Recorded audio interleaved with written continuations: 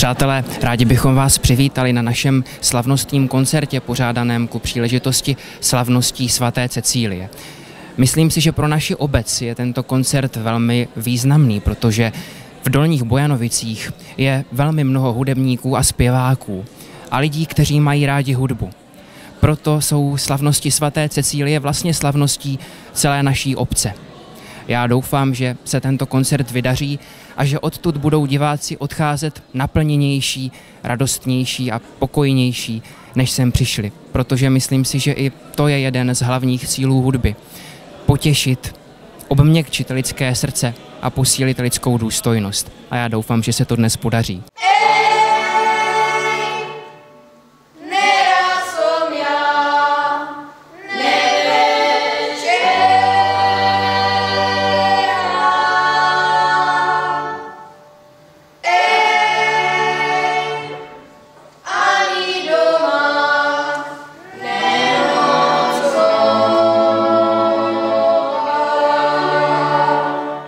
Svatá Cecílie patří mezi velice známé světice. Jako svatou patronku ji vzývají sbormistři, hudebníci, zpěváci, tanečníci a vlastně všichni, kteří pracují s hudbou. Krásně zapadá do konceptu obce Dolní Bojanovice, kde křesťanství i umění jsou důležitou a významnou součástí místní komunity. Jaký program jste připravili pro dnešní odpoledne? Tak program byl velmi bohatý, protože zazněly lidové písně v podání cimbálové muziky jak naší školy, tak cimbálové muziky ze ZUŠ Jaroslava Kvapila v Brně. My jsme tady potom měli vystoupení i jednoho žáka, který získal nějaké úspěchy. Můžete ho představit a říct, jaké úspěchy to byly?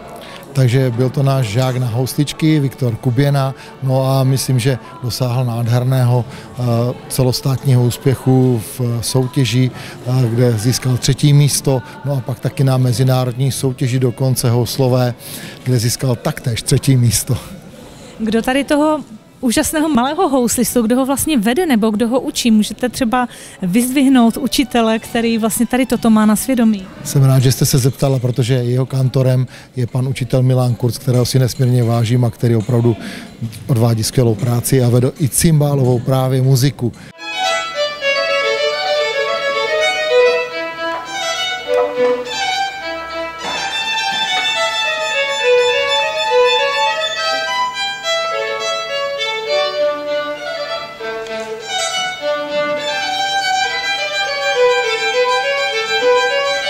My jsme potom viděli tady závěrečně velké finále, dá se říct, protože to bylo úžasné a podařilo se vám spojit vlastně všechny tělesa. Takže kdo v tom závěru všechno účinkoval? Takže musím zdůraznit, že celý orchestr se sborem řídil pan Ondřej Kratochvíl, učitel ze základní umělecké školy Jaroslava Kvapila. No a nácvik, protože byl prvně dělený a tak tam zapůsobila paní učitelka Darina Podaná, ten dětský sbor starší a pak muziku magnifiku paní učitelka Světlana Přibylová a vypomohli nám ještě emeritní členky muziky magnifiky.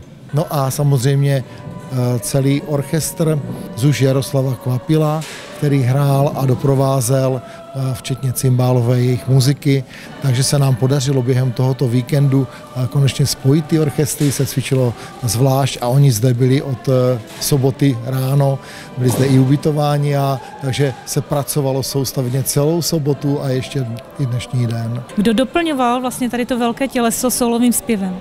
Tak sólovým zpěvem to byla naše žačka Sárka Blažejová, no a Jiří Salajka, který je taktéž žákem, jako bývalým žákem naší školy. Kdybyste mohl popsat, jak se dá spojit orchestr, sbor a cimbálová muzika, je to opravdu složité, nebo co to obnáší třeba i pro toho dirigenta nebo pro toho vedoucí? Tak pro dirigenta je to samozřejmě, čím to větší těleso je a čím je více účinkujících a čím je prokomponovanější dílo, tak o to náročnější k nastudování, na což se musí velmi dobře připravit a myslím si, že pan dirigent Ondřej Kratochvíl to zvládl báječně. No a myslím, že tak jak jsme přátelé s Jirkou Pavlicou, který zároveň spolupracuje s naší ZUŠ nějakýma jeho, řeknou, aranžema, dílama. Hradišťan zde vystupoval a vystupovat ještě bude dokonce.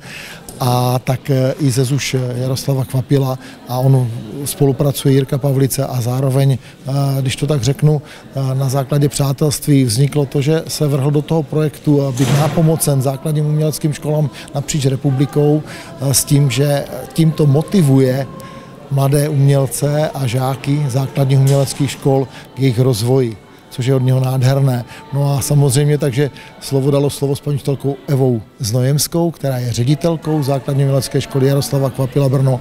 A protože jsme přátelé samozřejmě, tak i Evě, mé kamarádce patří, ředitelce, kolegyni patří velký dík za spolupráci, která byla překrásná. Nutno doplnit, že vyvrcholením večera byla misa brevis od Jiřího Pavlici a spojení sboru, orchestru, solistů i cymbálové muziky bylo naprosto dokonalé.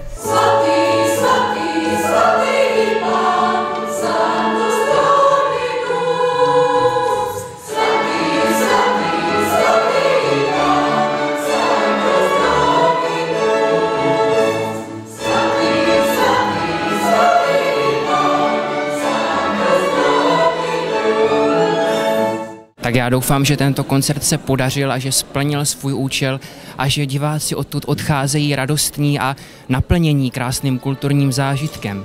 Myslím si, že to, co tady dneska žáci základní umělecké školy Dolní Bojanovice i základní umělecké školy Jaroslava Kvapila předvedli, byl skutečně jedinečný a nezapomenutelný zážitek. A já věřím, že to zanechá stopu v srdcích nás všech.